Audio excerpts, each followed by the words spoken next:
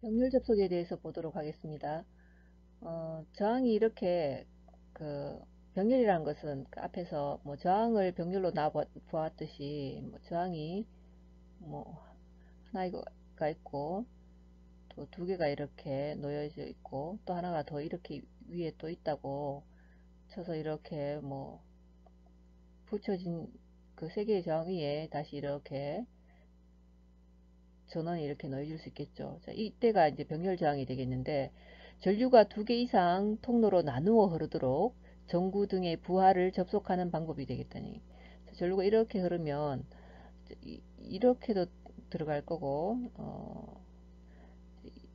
이렇게도 들어가게 될 거고 또 이렇게도 들어가겠죠. 또 흐르다가 이렇게도 또 흘러야 됩니다. 갈라진다는 얘기죠. 자, 그래서 이렇게 나누어서 흐르도록 접속되어 있는 방법이 병렬인데 그 병렬의 특징은 각 저항에는 같은 전원 전압이 걸린다라는 얘기죠. 여기 이제 저항이 뭐 세 개가 있습니다. 근데 전압이 만약에 우리가 여기서 5V를 이렇게 걸어준다고 했을 때 5V가 그, 저항 첫 번째 저항에도 그 다음에 두 번째 저항에도 세 번째 저항에도 각각 다 여기 5V가 걸린다는 얘기죠. 여기도 5V, 또 여기도 5V, 또 여기도 5V가 이렇게 걸리는 게 병렬이라는 얘기죠. 직렬이랑은 조금 차이가 있죠. 직렬은 이렇게 놓여져 있으면, 자, 이렇게 놓여져 있고, 뭐, 전원이 이렇게 주어지면, 자, 전원이 주어지면, 여기 5V가 있으면, 저항이 얼마냐에 따라서, 틀려진다는 얘기죠. 뭐, 저항이 뭐 1대2냐, 뭐 여기 1옴이고 여기 2옴이냐에 따라서 저항이 높은 곳에 더 많이 걸리고 저항이 낮은 곳에 더 적게 걸려서 이 두 개를 합쳐야지만 자 여기 나오는 두 개의 전압 강압을 합쳐서 전체 볼트가 되겠죠. 근데 병렬일 경우에는 이렇게 나뉘어져 있지만 각각의 저항에는 전압이 동일하게 걸립니다. 직렬이랑 반대이죠. 대신에 전원으로부터 흐르는 전류의 합은 각 저항에 흐르는 전류의 합과 같다. 이제 병렬일 때는 전류가 나눠진다는 얘기예요. 저항마다. 저항의 비례, 그, 저항에 반비례한다고 해야 될까요? 자, 저항의 값에 따라서 전압 값은 변화가 없지만 전류 값이 바뀌는 게, 이제 병렬이 되겠습니다. 전체 회로의 저항 합계는 각 저항이 어떤 것보다 작다. 합성 저항을 내면 직렬일 경우에 이렇게 합쳐서 하다 보니까 한 개의 저항이 전체 합성 저항보다는 작습니다. 그렇지만 병렬인 경우에는 합성 저항 내는 공식이 직렬이랑 틀리죠. 그래서 이 한 개의 저항보다는 분수가 되니까 뭐 R1이 첫 번째 게 R1이고 두 번째 게 R2고 세 번째 게 R3라고 봤을 때, 자, 이 공식이 이렇게 돼 있죠. R분의 1은, 우리가 알고 있는 R분의 1은 어떻게? R1분의 1 더하기 R2분의 1 더하기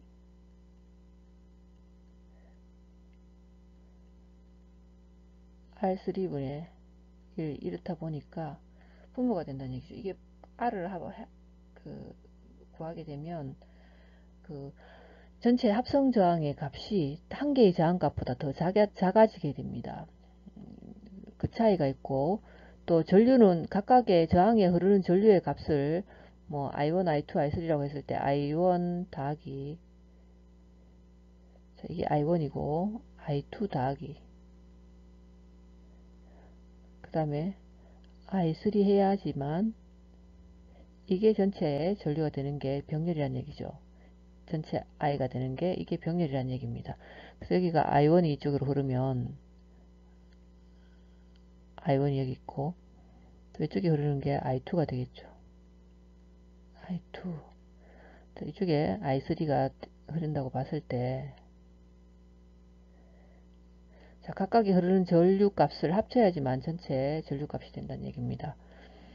그러나 이제 직류일 때는 그 직렬일 때는 여기 I1이라고 치고 I2라고 이렇게 쳤을 때 똑같죠. 전류값은 똑같다는 얘기죠. 전압값이 틀리죠. 그래서 직렬과 병렬은 서로 반대가 되겠습니다. 그래서 이 특징을 잘 기억하셔야 되겠죠. 그래서 병렬 접속의 예를 살펴보면 지금 저항이 3개 있죠.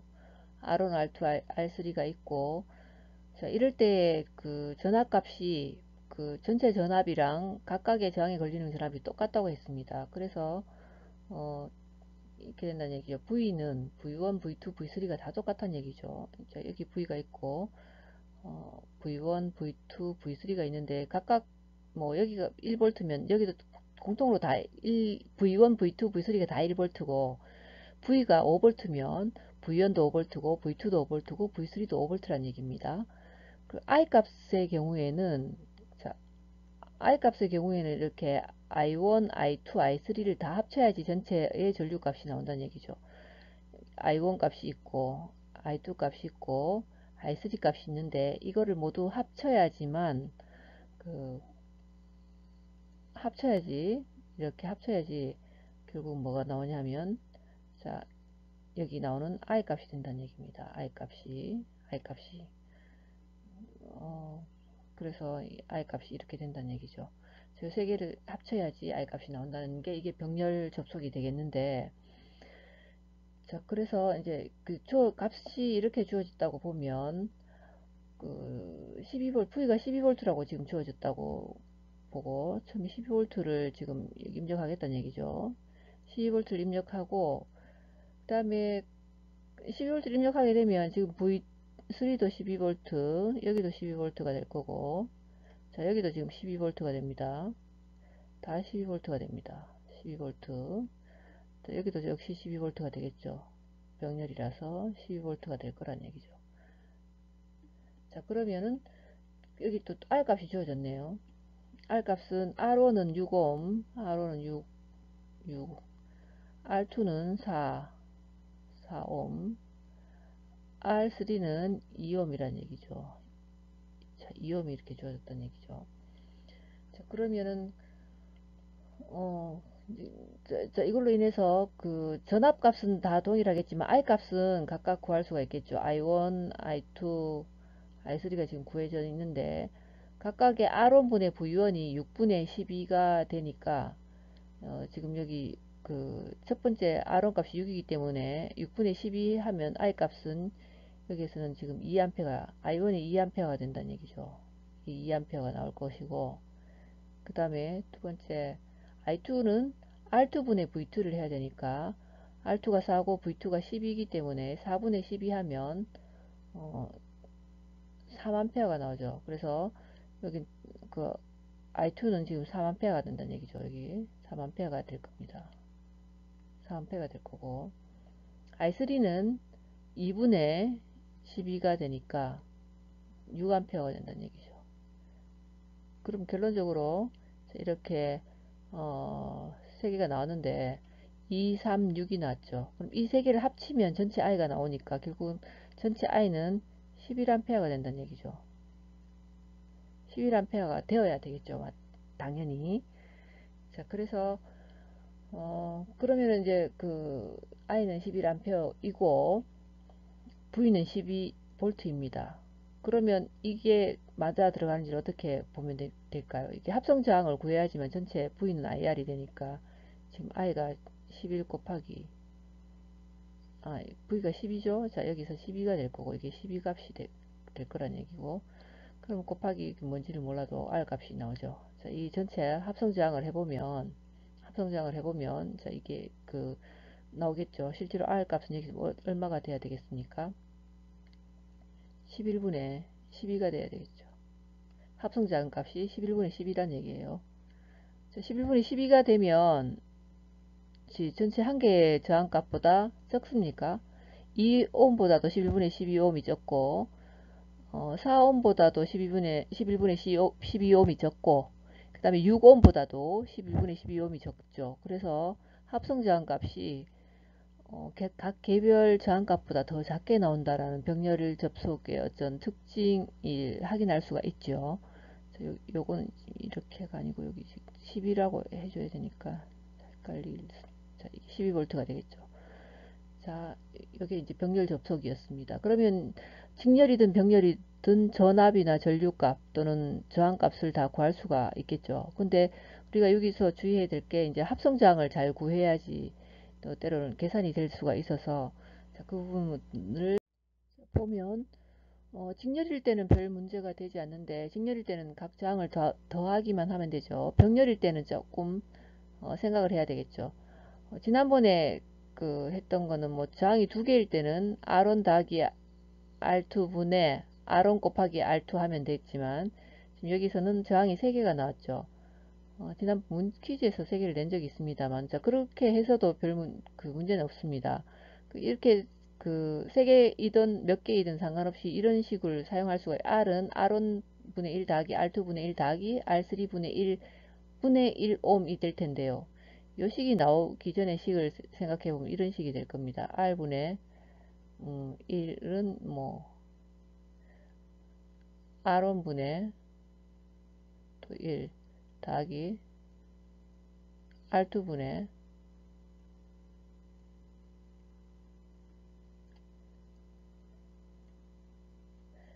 자, 다음에 R3분의 1 이렇게 될 겁니다. 자, 마우스가 영 편치가 않습니다만, 자, 그래서 R1분의 1 더하기 R2분의 1 더하기 R3분의 1은 R분의 1이 된다는 얘기죠. 그래서 R을 따로 뽑으면 이렇게 할 수가 있을 거란 얘기입니다. 그래서 밑에 보면은 60옴, 30옴, 20옴이 있죠. 자, 이럴 때 합성저항 구하는 거는 바로 R1분의 1이니까 20분의 1, 또 30분의 1, 그 다음에 60분의 1분의 1 이렇게 되죠. 그럼 다 각각 또 다시 60으로 하면 60분의 3, 60분의 2, 60분의 1 이렇게 통분해서 분의 1을 하게 되면 60분의 6분의 1이 됩니다. 이거는 다시 분자 분모가 바뀌죠.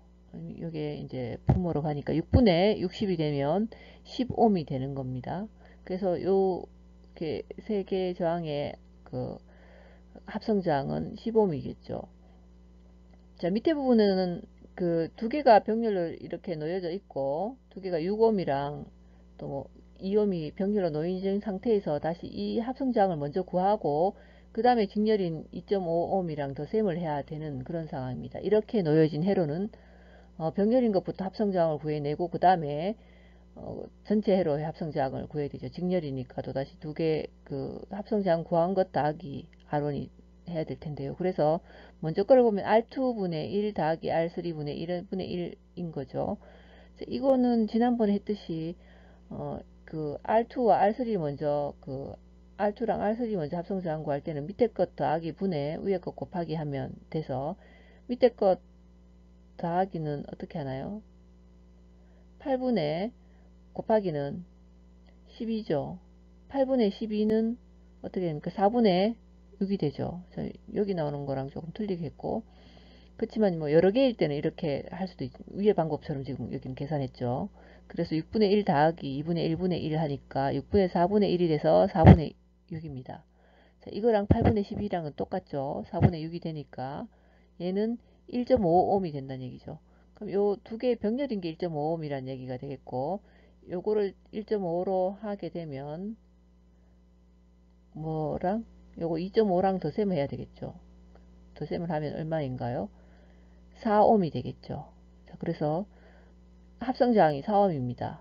그래서 여기서 I를 구하게 되면 12V의 전압이 흐르니까 I는 R분의 2가 돼서 4옴분의 12는 3A가 되겠죠. 자, 이런 식으로 회로에 있어서 전압 전류 저항의 관계를 이용해서 구할 수가 있겠고, 병렬 저항이 섞여 있을 때는 합성저항을 구해서 다시 이제 전체 합성저항을 병렬 저항의 합성저항을 구하고 그 다음에 전체 회로의 합성저항을 구해서 전체 값을 계산할 수가 있겠죠.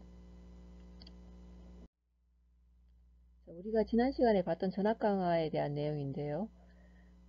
전압 강화라는 것 자체가 그 회로에 어떤 그 회로에서 전원이 공급될 때에 그 전원이 지나가는 길에 저항이 놓여 있으면 그 저항 양단에 있어서 전압이 떨어진다는 얘기죠. 그 전압, 그 부하의 크기만큼 그 걸리는 전압이 부하가 크면 클수록 전압이 많이 소모된다. 그래서 전압이 떨어진다는 이 의미로 전압 강화라는 표현을 쓰는데, 지금 이 그림에서 보면 그 여기 1.5V짜리 그 그림이 좀 작지요.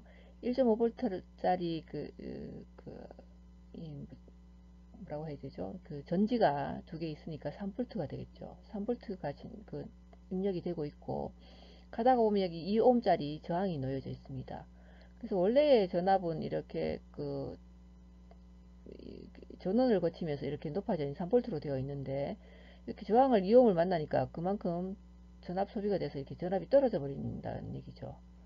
또 가다가 보니까 1ohm짜리 뭐가 있냐 하면 전구가 있더라는 얘기.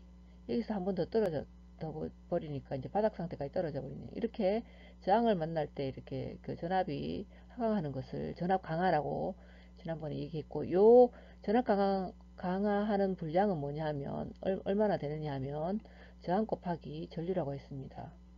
그러니까 여기에 있는 저항 2ohm이면 요 2ohm 곱하기 전체 회로의 직렬이기 때문에 전류를 곱하면 여기서 떨어지는 전압을 알 수 있죠. 전압 강화 값을 알 수 있단 말이죠. 여기 전구도 마찬가지입니다. 1옴 곱하기 전체 전류 값을 곱해주면 여기서 이제 떨어지는 전압 강화 값이 알 수가 있겠죠. 그래서 각 저항에 가해지는 전압은 저항의 비율로 결정이 되게 됩니다. 이 직렬일 때 그런 거죠. 병렬일 때는 이 저항의 비율 때문에 전류가 바뀌니까 그렇다는 얘기죠. 저항이 클수록 전압 강화가 크게 됩니다. 회로에 흐르는 전류가 커지면 전압 강화의 값도 커지게 된다는 얘기입니다. 자, 12V 여기 흐를 때에 지금 여기 그 첫 번째 만나는 저항이 2ohm이고 두 번째 전구가 4ohm이 흐릅니다. 4ohm입니다. 그러면 2ohm에서 전압 강화가 4V이고 4ohm에서 8V일 때 지금 저항의 B가 지금 1대2가 되죠. 1대 지금 2입니다. 2ohm에서 4ohm으로 바뀌었으니까. 자, 그러면 전압의 비율 B도 1대2가 된다는 얘기입니다. 자, 그래서 저항이 클수록 전압 강화가 크다는 얘기죠. 더 큰 저항이 4ohm짜리에 8V가 전압 강화가 됐고 2ohm짜리 저항에서는 4V가 전압 강화가 됐죠. 두 개 4V 플러스 8V 해서 전체 전압인 겁니다. 밑에 회로 A 회로를 보면 12V가 지금 흐르고 있고 암페어 4암페어죠. 첫 번째 1ohm이고 두 번째 2ohm입니다. 그래서 지금 4 곱하기 1ohm이니까 여기는 4V가 흐를 겁니다. 여기는 2ohm이 지금 전구에서 소비되니까 4 곱하기 IR이니까 2가 되면 8V가 되겠죠. 그래서 얘 두 개를 합쳐서 12V가 나와야 되고, 자, 역시 그 1대2가 되죠. 1대2가 된다는 얘기죠. 여기 지금 그러면 얘도 지금 B가 1대2입니다. 그 4V가 1배고 8V가 2이기 때문에 그래서 저항의 비율만큼 전압 강화가 일어난다는 얘기고, 지금 옆에 것은 보면 그 12V가 2A가 지금 가고 있죠. 아까는 4A였는데 이 B 회로에서는 4ohm에 전체 전류가 2A, 또 뒷부분에는 전구에는 2ohm입니다. 그래서 앞에 그 전압 강화는 248 해서 8V가 되겠고 전구에서는 224 해서 4V가 되겠죠. 전체 12V 그러니까 역시 합치면 12V가 되죠. 자, 이제는 반대로 이 앞에가 2고 뒤에가 1이 되겠네요. 저항도 여전히 여기가 2배가 되고 여기가 1배이죠. 그래서 저항의 비율만큼 전압도 이제 그 비율이 저항의 비율과 전압의 지금 비율이 동일하죠. 전압 강화의 값이 비율이 동일합니다. 전압 강화의 예에 계산하는 것은 여기 있는데 교재랑 똑같기 때문에 여러분이 한번 참고를 하시면 될 것 같고요. 여기는 한번 보시기 바랍니다. E는 지금 전구에 가해지는 전압 E는 몇 볼트인가 되어 있는데 앞에 게 2볼트면 전체가 12볼트면 당연히 여기는 10볼트가 되겠죠. 그래서 답이 10볼트가 될 거고, 자, 100A 전류가 흐르는 큰 전기장치 회로에 0.1ohm의 여유분 저항이 들어가면 전압 강화가 얼마가 발생하는가 되어 있습니다. 자, 이럴 때는 100A에 0.12ohm이니까 큰 전기 장치. 자, 요것도 여러분들이 한번 살펴보기 바랍니다. 2A 흐를 때, 자, 이것도 역시 V는 IR이라는 것만 알면 좀 될 수 있도록 나오죠. 자, 여기 전부 다 지금 직렬이기 때문에 계산하기도 편합니다. 한번 살펴보시기 바랍니다. 자, 전류 전압 저항의 측정 방법이 되겠습니다. 어, 전류계나 전압계라는 것은 계측기가 될 텐데, 전류를 얼마나 되는지 측정하고 싶을 때, 또는 전압이 몇 볼트인지 측정하고 싶을 때 이제 사용하는 것이 되겠죠. 주로 테스터기라고 얘기하죠. 보통 전류를 측정할 때는 이제 A라는 전류계를 표시를 사용하고, 여기 나오는 A라는 표시를 지금 사용하게 될 거고, 전압계일 때는 V라는 표시를 이렇게 볼트의 약자로 V라는 표시를 회로에서는 그렇게 표시하게 될 겁니다. A라는 것은 암페어의 약자가 되겠죠. 전류계는. 자, 그래서 그 두 개의 측정하는 방법이 약간 틀리기 때문에 같다면 이렇게 뭐 일부러 나올 턱이 없겠죠. 그래서 전류를 측정할 때랑 전압을 측정할 때 대표적으로 저항을 측정하면 저항 양 끝단에다 이렇게 대고 저항 측정하는 부분에다가 그 테스터기에 어떤 레버를 돌려놓고 측정하면 되지만, 물론 그 저항도 이제 병렬로 측정한다는 표현을 씁니다만, 자, 여기서 이제 직렬로 측정한다, 병렬로 측정한다는 말이 나올 겁니다. 그 전류는 직렬로 측정한다는 표현을 하죠. 그 회로에 선을 끊고서 그 회로 전체에 흐르는 전류를 확인하기 위해서 그 끄는 자리에다가 전류계, 즉 테스터기를 전류가 통과해서 직렬로 통과해서 지나가도록 한 상태로 전류 값을 측정합니다. 여기 그림에서 이렇게 보여지고 있죠. 이게 이제 플러스에서 이렇게 가는데 전류계를 이렇게 여기다가 연결을 하고, 자, 마이너스 쪽으로 이렇게 전구에다가 바로 이렇게 연결했죠. 지금 위에 이제 그림도 마찬가지입니다. 이렇게 직렬로 끊고서 여기다 연결했었죠. 자, 그래서 그 중요한 부분은 플러스 단자의 전지는 플러스 극 쪽으로, 마이너스 단자의 전지는 마이너스 극. 이거는 전류계나 전압계나 똑같이 적용됩니다. 지금 플러스 쪽에 여기 플러스 쪽 있고 마이너스 쪽에 마이너스 쪽을 연결하고서 전류를 측정하는 거죠. 그래서 직류라고 이렇게 외울 때는 이제 직렬일 때는 전류, 병렬일 때는 전압이란 얘기입니다. 직렬로 연결하면 전류가 같기 때문에 이렇게 직렬로 연결을 한다는 얘기죠. 그다음에 전압을 측정하게 될 때는 그 전압을 병렬로 측정한다는 얘기입니다. 이렇게 위로 이렇게 올렸죠. 자, 옆에 그림이 책에 교재랑 똑같게 나와 있는데, 이렇게 그 실제로 이렇게 이제 회로가 이렇게 돌고 있는데, 여기서 이제 그 측정하기 위한 계측기는 그 전구에 이 전구가 부하로서 얼마만큼 전압이 흐르는가를 측정하기 위해서 전구에다가 하고 마이너스 쪽에다가 이제 마이너스 쪽에 전압계 측정기의 어떤 그 선을 놓고서 병렬로 연결을 했죠. 그 지금 이 회로를 끄는 게 없고 여기 찍고 그 다음에 여기 마이너스 쪽에 집어서 병렬로 연결하고 난 다음에 전압을 측정을 합니다. 이런 방식으로 측정해야 된다는 얘기지. 그 전류는 직렬로 계측기를 놓고 전압을 측정할 때는 병렬로 계측기를 놓아서 측정한다는 것을 기억하고, 플러스 단자는 전지 쪽의 플러스 쪽을, 마이너스 단자는 전지의 마이너스 극 쪽에 연결하고서, 그건 직렬이든 전류이든 전압계이든 상관없이 그렇게 측정을 하셔야 된다는 것을 기억하시기 바랍니다. 오늘은 여기까지, 내용은 여기까지가 되겠습니다. 그리고 다음 시간에는 전류의 작용에 대해서 그 수업을 진행할 것이고요.